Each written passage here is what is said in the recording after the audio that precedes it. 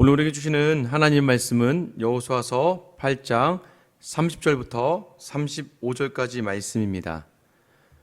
우리 가지고 있는 성경책을 가지고 함께 한 목소리로 읽겠습니다.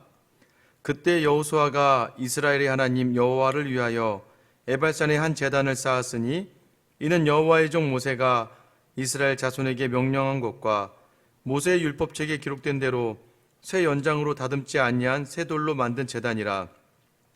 우리가 여호와께 번제물과 화목제물을 그 위에 드렸으며 여호수아가 거기서 모세가 기록한 율법을 이스라엘 자손의 목전에서 그 돌에 기록하며 온 이스라엘과 그 장로들과 관리들과 재판장들과 본토인뿐 아니라 이방인까지 여호와의 언약궤를 맨 레위 사람 제사장들 앞에서 궤 좌우에 서되 절반은 그리심산 앞에 절반은 에반산 앞에 섰으니 이는 전에 여호와의 종 모세가 이스라엘 백성에게 축복하라고 명령한 대로 함이라.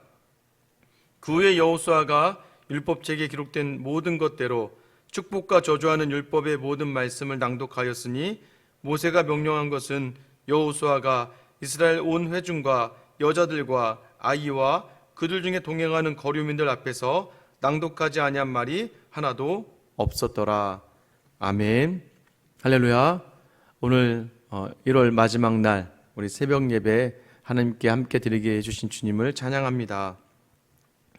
여러분, 지금 여호수아와 이스라엘 백성이요 어렵게 아이성을 진멸했습니다. 아이성을 무너뜨리고 하나님 주신 승리를 맛보았어요. 이 모든 과정이 어떻게 가능했어요? 여러분, 여리고성에서 그들은 큰 승리를 경험하고 아이성을 너무 쉽게 봤습니다. 그 교만의 원인이 무엇이었습니까? 직접적인 원인은 아간이 여리고의 물건을 숨겼기 때문이에요. 하나님께 드려야 될 물건을 숨겼습니다.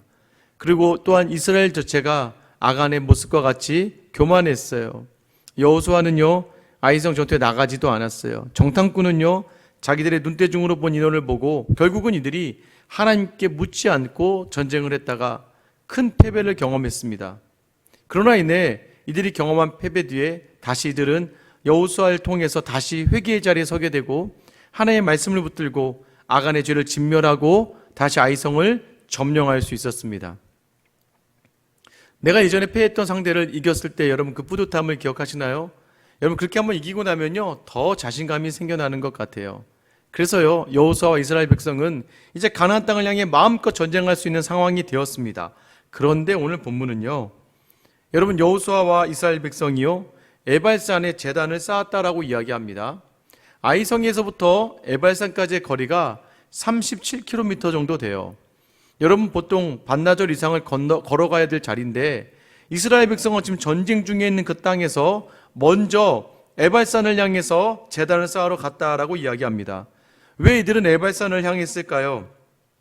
오늘 31절 말씀해 보면 여호와의 종 모세가 이스라엘 자손에게 명령한 것이다라고 말하고 있습니다. 여러분 신명기 11장 29절에 보면 이렇게 기록되어져 있어요. 내 하나님 여호와께서 네가 가서 차지할 땅으로 너를 인도하여 들으실 때에 너는 그리심산에서 축복을 선포하고 에발산에서 저주를 선포하라. 여러분 하나님이 이미 모세를 통해서 명령하셨어요.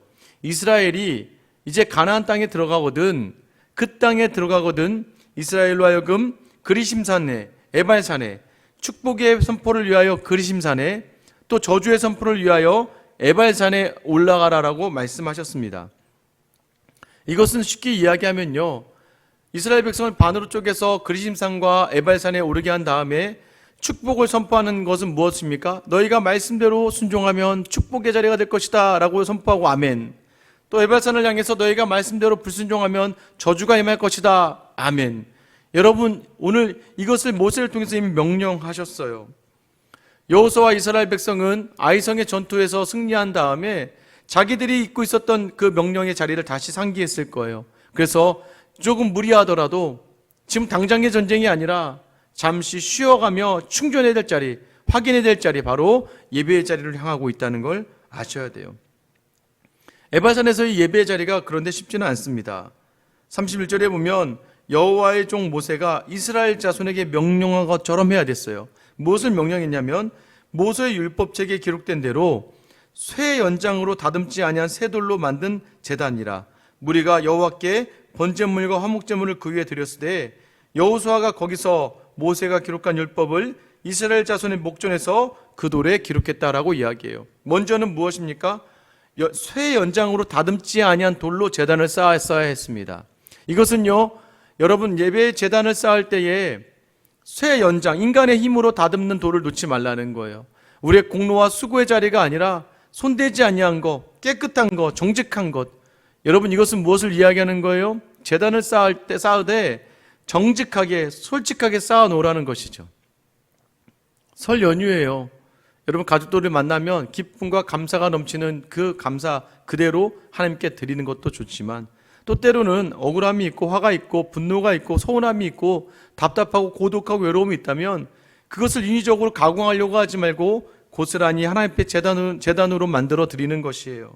여러분 오늘 이 시작의 첫날 월요일에 어떠한 어려움이 있습니까? 어떤 아픔이 있고 어떠한 기쁨이 있습니까? 인위적으로 예배하는 사람이 아니라 솔직하게 정직하게 예배할 수 있는 여러분 될 수 있기를 축원합니다. 여러분 그렇게 예배의 제단을 쌓습니다. 그리고 번제와 화목제를 드려요. 번제는 죄사함을 위한 예배이죠. 먼저 내 죄를 고백해야 돼요. 혹여나 지금 마음에 나쁜 생각과 나쁜 말을 했다면 그 죄를 회개하는 거예요. 화목제가 무엇입니까? 그리고 감사의 것을 생각하는 거예요. 감사의 것을 생각하고 감사드리기를 주저하지 않아야 돼요. 더 나아가서 이 감사는요, 옆에 있는 가족들과 함께 나누는 거예요. 그래서 이 감사를 나누기를 결단하고 작정하라는 거예요. 그리고 마지막에 무엇입니까?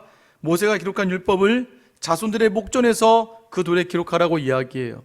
여러분 이것은 무엇을 이야기하는 거예요? 말씀의 사람으로 자녀들에게 보여주라는 겁니다. 오늘 우리 안에 오신 말씀을 기록하여서 말씀을 보여주라고 이야기하고 있어요. 그런데 우리가 여기서 하나 생각해 봐야 될 것이 무엇이냐면 왜 굳이 그리심산에서 그것을 하지 않고 에발산에서 제단을 쌓고 예배를 드리고 말씀을 기록했을까요? 여러분 예발산에서는 무엇이 선포되어지게 되어 있습니까?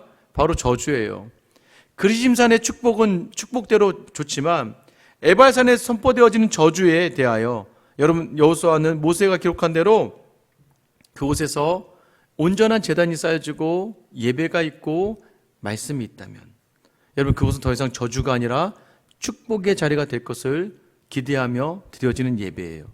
여러분 이것은 마찬가지 아닙니까? 우리가 원래 저주받아 죽어야 되는데 말씀이신 예수 그리스도께서 우리를 위하여 제단에 제물로 드려지셔서 우리의 죄가 소멸되는 것처럼 여러분 우리가 드려야 될 모든 예배가 왜 이 예배와 또 제단과 또 말씀을 우리가 가지고 오늘 하루를 시작해야 되냐면 우리의 인간적인 생각으로 저주의 자리에 갈 수 있기 때문에 또는 시작되는 모든 자리가 우리의 생각과 같지 않아서 저주라고 느껴질 수 있기 때문에 여러분 그 자리에서 먼저 제단으로 날 솔직히 드리고 하나님께 죄를 고하고 감사를 드리며 말씀 따라 행하겠다고 결단하면 오늘의 저주의 모든 자리가 축복의 자리가 된다는 걸 말씀해 주고 있는 거예요. 할렐루야. 여러분 오늘 이 말씀이 누구에게 선포되어집니까? 33절 말씀 보세요. 온 이스라엘과 그 장로들과 관리들과 재판장들과 본토인뿐 아니라 이방인까지. 35절 보세요. 모세가 명령한 것은 여호수아가 이스라엘 온 회중과 여자들과 아이와 그들 중에 동행하는 거류민들 앞에서라고 되어 있어요. 오늘 이 말씀은요 이스라엘 백성에게만이 아니라 이스라엘 백성 안에 들어와 있는 이방인조차도 또는 사람을 셀 때 수의 숫자에도 들어가지 않는 여자와 아이들에게도 동일하게 선포되는 거예요. 무엇입니까? 이렇게 말씀대로 순종하면 너에게 복이 있는 것이고 그러나 말씀에 불순종하면 너에게 저주가 임할 수밖에 없다.